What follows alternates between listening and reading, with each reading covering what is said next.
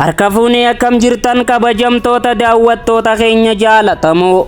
Nageenyi keenya kan kabajaa fi ulfinaa bakkuma jirtan maratti isinaa dhaqqabu jecha jilli bulchaa bulchiinsa aanaa Gooroo Guutuu kabajamoo obbo Riyaad Muhammadiin durfamu iddoo ijaarsa innishiitii fi bulchiinsi magaalaa Kaarramillee itti ijaaran daawwataniitti jiran.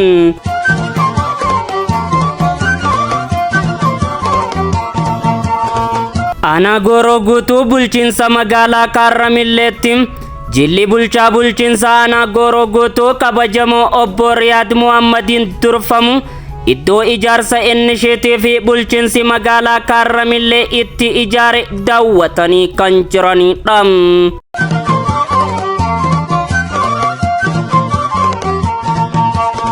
Bulchaan bulchiinsa aanaa Gooroo Guutuu kabajamoo obbo Riyaad Muhammad hoggantoota jijjiirama biyya isaaniitiif halkanii guyyaa xiiqiidhaan hojjetan of jalatti gurmeessuudhaan aanaa Gooroo Guutuu milkeessaa kan jiranidha.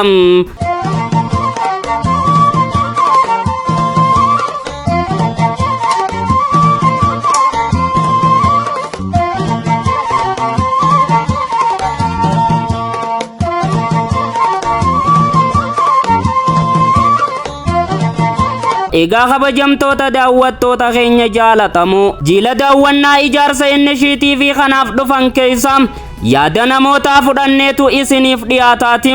Hamma xumura sagantaa keenyaatti nu waliin daawwadhaa isiniin jenna.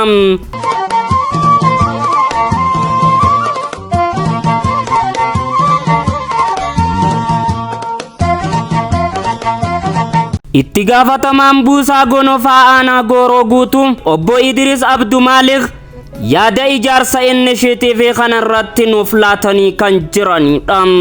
Ani Idris Abdu Maalikin jedhama. Itti gaafatamaa buusaa gonofaa aanaa Gooroo Guutuuti. Hayyee iddoo bulchiinsi magaalaa Kaarramillee innishiitii fi bara 2017 itti ijaaranitti isin argine mee jijjiirama kana arguudhaaf gammachuun qabdan maal fakkaatti? Ani jijjiirama kana arguudhaaf akkumaan jalqabarraa ganamarraa siimi. Ani iddoon kun iddoo gaaraa gartee inkaan nama dhiisee reelli bakka kan deemne bule. Iddoo kana immoo yeroo dabartees lafti tun lafuma turte. Beeytu tunis asuma turree walumaan as turreesi. Wanni takka wanni kanaa yaadame dargaggeessaafis innishiitii kana ijaaruu sana wannumaa yaadame tokko jiru jechuudha. Yeroo ammaan tanaa kan immoo mootummaan jijjiirama. Mootummaan keenya kafaatti badhaadhina. Iddoo kanarratti carraa hojii uumuudhaaf fi innishiitii fi lafa qabsiisuudhaaf gaara goolaaf hin tagubbatu waan akkana arguun kiyya akka nama daldee na fakkaata dhaloota ammaa. Dhaamsiin dargaggoolaaf qabu biyya ofirratti illee hojjetan jijjiiramni akka jiruu fi hojjechuu akka dandeenyu dargaggeessa keenyaaf dhaamuudhaan barbaada.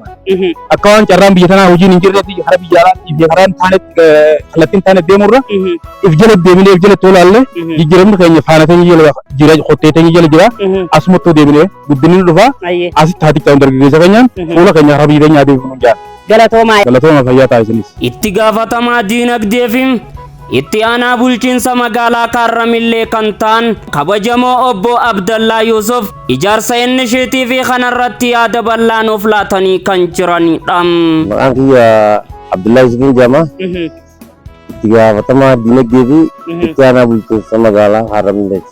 Hayyee mee innishiitii fi bara 2017 kana bulchiinsi magaalaa Kaarramillee akkanatti hojjettanii jirtanii mee hawaasa keenya akkamitti mari'achiiftanii milkaa'ina kanarra geessan? Muuxannoo gara dabree harkanirraa bara kanaas jechuudha. Hayyee. San daran cimsinee uummata keenya mari'achiifnee fayyadama uummata keenya haraa aannan hara deemaan magaalaalee saddabaatis gibbeessuudhaaf qabannee itti seenne jechuudha. Haroora kana haroorfannee bara 2017 nuni keessina jennee qabannee itti seenne haaluma isin agartan kanaan nu milkaa'e badhaadhina gartee dhugaadhaan mirkaneessinu kan mootummaan keenya qabatee deemu kan hojiidhaan dhugoomsuuf tarkaanfii halkanii fi guyyaa hin jennu uummanni keenyaa fi dubartoonni keenya wal qabannee hawaasni magaalaa Kaarramillee waan guyyaa hundi wal qabannee halkanii fi guyyaa dalagaa sadarkaa irraan geenye jirra. Mee dargaggootaaf hojii uumuu irratti innishiitii fi teessan ta'e ijaaraa jirtan kun maal fakkaatti mee kanarrattis bal'inaan nuuf ibsaa? Akka dargaggeessaaf hojii uumuutti kan bara dabreerraa muuxannoo as dabreen bara kana dargaggeessa baay'ee hojii uumaaf jenneeti abdanneetti jirra. Amma haaluma ati garte kanaan amma kan dargaggeessaan kana jaamee namni hin dandeenyeetu hojii kanarraa fayyadamaa jiru. Ayyee. Amma kana. Gaariidha meegaa akka keessan kanatti muuxannoo isinirraa fudhatanii warra miidiyaa kanaan isin daawwataniif ergaan dhaamtan yoo jiraate nu dhaama. Hawaasni keenya wanni tarsiimoon mootummaa yookaan tarsiimoon badhaadhina kan waan dhiyyaa qabatamaan akka gartee lafarra jiru uummanni keenya dhufee daawwatee bakka kanarratti muuxannoo dhufee harkatee waliif dabarsee osoo magaalaa bichaan ta'in baadiyyatti dabarsee akka muuxannoo irraa horatan abdii guddaa qabnaa jechuudha. Galatoomaa yaadda. Galatoomaa isinis. Dhimmi dubartaa bulchiinsa magaalaa Kaarramillee adde Na'iimaa Gabaa akkaataa ijaarsa inni isheetii fi kanarratti yaada nuuf laatanii kan jiranidha. Ani aanaa guutuu magaalaa Kaarramillee dhimma dubartaatiif maqaan kiyya adde Na'iimaa Gabaati. Ayyee adde Na'iimaa mee iddoo bulchiinsi magaalaa Kaarramillee gaa inni isheetiif bara 2017 itti ijaaranitti gaa ammaan tana isin argine mee jijjiirama kana akkamitti irra geessan hawaasa keenya wajjin mari'achiiftanii hojjechiiftanii akkamitti irra geessanii? Inishetiivii kana itti hojjenne bakka yeroo tana bineensaa fi waraabessaa fi jaldeessa malee inni takka hin jirretti bakka kana yaadan inni takka yaadin bulchaan keenya kantiibaan magaalaa Kaarramillee obbo Ammayyaa osoo nam takkaan hin mari'atin sammuma isaatiin mari'atee osoo nam takkatti yaadin bakka namni takkaa dhaqee hin deemne kana hojii jijjiiree jechuudha. Hojii jijjiiralli qabatama lafarratti mul'isee jechuudha. Waan kanarraa ijaa dubbachaa dubartaan halkaniin nama 50 asirra bulee dalagata halkanitti biyyatti oovartaayin halkanii biyyaa dubartaan jechuun hojii bal'aa dargaggeessillee hedduu magaalaa keessa kan mul'anne asitti dhufanii hojii kanarraa fayyadamaa jiran jechuudha. Mee dargaggoota keenyaa fi shamarran keenyaas warra miidiyaa kanaan isin daawwataniif dhaamsi qabdan yoo jiraate dhaammadha. Wanni nuyi shamarranii fi dargaggoota dhaamnu dargaggoon keenyas bakki hojii bal'attee jira. Nuti bakka hojii dhibba bakka horii gabbisanii qabna. Bakka loon aananii ni qabna. Bakka lukkuu ni qabna. Bakka deemaa ni qabna. Wanni takka wanni nurraa hafe hin jiru. Dhibbatti innisheetii fi mootummaan naannoo Oromiyaa gakkanne tarsimoo lafa qabsiisnee jira. Naannoo aanaa kana aanaa bu'ee guutuu dargaggoon keenya takka lafan ta'e shamarran keenya akka lafan ta'e dhufanii asirratti laal hiriira galanii hojii isaanii itti fufuu qabanii kanaan dhaamsa dabarfatu. Galatoomaa baay'een siin hojjettoonni ogummaa garaa qabanis yaada isaanii akka itti aanutti nuuf laatanii kan jiranidha. Ani hojjeta ogeessa hojii faayinaatii fi jireenya ogeessa jijjiirama amma dura jiru rakkoo ammaan dura jiru kana furee piroojeektii kana fakkaatu hojjechuun nuuf haara miti. Haara akkanumatti akka tufanii hojjetanii barbaade gammachuu biraadhaan akkamitti hojii kana akka tufanii hojjetanii barbaade bakka ani fi wallaalee gammaanuu jiru beeku. Maqaan kiyya Kadir Mahammad naan jedhani jeen hojii kiyyaa qindeessaa sirna nyaataa aanaa Gorguutuuti. Baay'een gammadaa kan na gammachiisus wantoota asirratti akkasuma qindeessaa sirna nyaataatti wantoota baay'ee na gammachiise keessaa inisheetiivii kana jechuudha. Hoogganaan bulchiinsa magaalaa Kaarramillee kabajamoo obbo Ahmad Yaasuu milkaa'ina ijaarsa inisheetiivii kana akkaataa itti fidan irratti yaada bal'aa nuuf laatanii kan jiranidha. Maqaan kiyya Ahmad Yaasuu Shurraa jedhama.